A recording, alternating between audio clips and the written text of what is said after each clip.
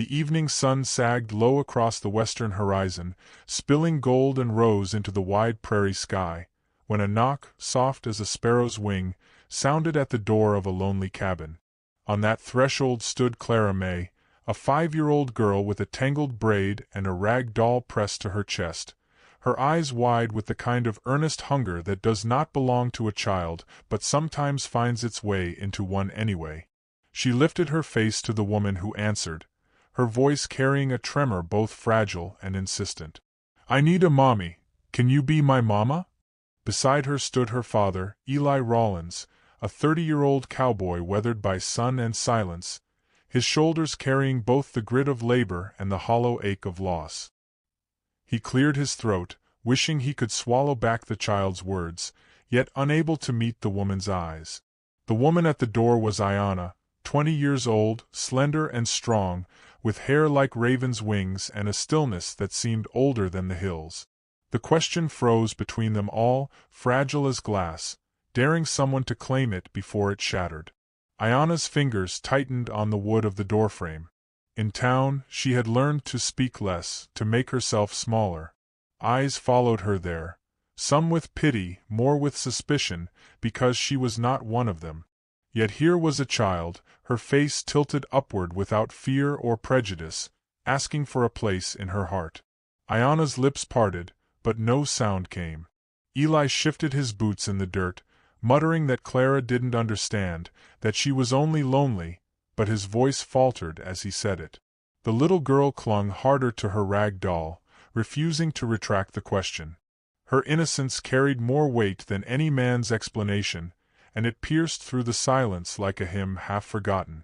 Word of that visit slipped into town as quickly as smoke escapes a chimney. By the next morning, whispers swirled around Eli at the mercantile. He had been seen at the cabin of the Indian woman, they said. He had let his child call her Mama. Old Mrs. Kendall shook her head, muttering that it was a disgrace. A group of ranch hands laughed into their beards, but their laughter carried a blade meant to cut deep.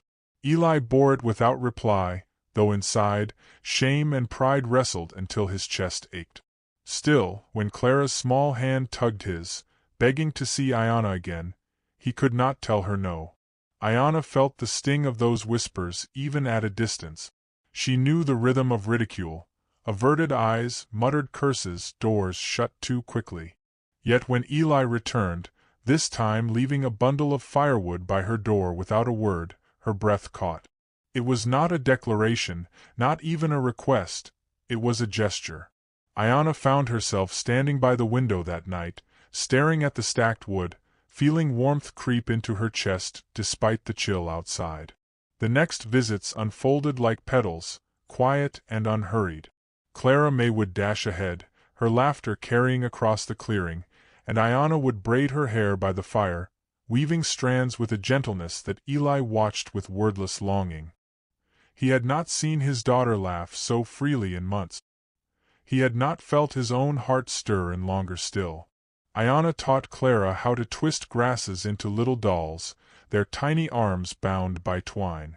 Clara giggled at her crooked creations, and even Eli found himself smiling, though he turned his face toward the window so neither would see. The town, however, did not smile. Their judgment pressed harder. When Eli brought Ayanna a handful of prairie wildflowers, scarlet and gold, Mrs. Kendall nearly spat on the ground as they passed. He held his head higher, though every muscle in him wanted to sag. That night, he placed the flowers on Ayanna's table without a word. She touched them lightly, her eyes burning with something she dared not name. Her silence was not rejection, it was reverence. One stormy evening, thunder rolling like distant drums, Eli knocked again on Ayanna's cabin. His shirt clung damp against his back, and Clara hid against his leg, frightened by the crack of lightning. Ayanna opened the door wide without hesitation, ushering them both inside. The three huddled near the fire, the storm's howl softened by the warmth within. Clara nestled against Ayanna's lap as if she had always belonged there, and when Eli reached across to steady the child, his calloused hand brushed Ayanna's. Neither withdrew. In that single breath, something shifted. They began sharing pieces of themselves in fragments. Eli spoke of long drives across the plains, of nights where stars seemed close enough to rope. Ayanna whispered of her mother's songs, of the way the land itself once felt like kin before it was taken from her people. Each story stitched a seam between them, tentative but strong. They were two wounded souls learning the shape of belonging. Still, they never named what was growing. To name it would make it vulnerable, and the world outside their door was hungry for reasons to tear them down. When Eli finally asked for Ayanna's hand, he did so with a steadiness that surprised even himself. He would not hide in shame, nor would he dishonor her with secrecy. They wed beneath two traditions: a preacher's blessing in the small chapel at the edge of town, and later, a hand binding beneath the open sky where Ayanna's ancestors once walked. Clara May stood between them, beaming, her fingers gripping both of theirs as though she had pulled them together by will alone. The town muttered and frowned, but Eli stood tall, and Ayanna lifted her chin with quiet pride. Their life afterward unfolded in tender vignette. Ayanna taught Eli to dance beneath moonlight, her laughter like water over stone. Eli carved a wooden cradle for their newborn son, his rough hands smoothing each edge as though it were sacred. Clara May, no longer lonely, skipped through the fields, her braids flying, her voice bright enough to scatter the ghosts of grief that once haunted her father's eyes. Happiness bloomed not loudly but steadily, like grass reclaiming ground after fire. Yet judgment had not vanished. One afternoon, Clara came home from the schoolhouse with tears streaking her dusty cheeks, her little fists clenched. A boy had taunted her, called her half-breed kin. Ayanna knelt before her, wiping the tears with her thumb, though her own heart burned. Eli's jaw tightened, and for the first time, he did not remain silent. That evening in town, when whispers rose again, Eli spoke. His voice was steady, not loud, but it carried the weight of a man who had found his truth. He said Ayanna was his wife, Clara's mother, the keeper of his heart, and no sneer could undo what had been bound by love and dignity. Ayanna stood beside him, her posture unbroken, her gaze fierce with quiet pride. The townsfolk fell into silence, their judgment cracked by the family's unyielding grace. Not everyone softened, but the air shifted.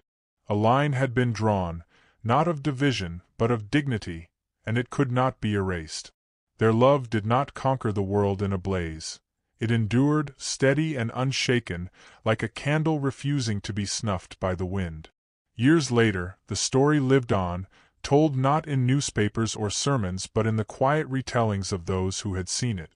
And when the tale is remembered now, it comes with a lesson, that love is often not loud or swift, but patient, resilient, carved out of gestures and silences more than speeches.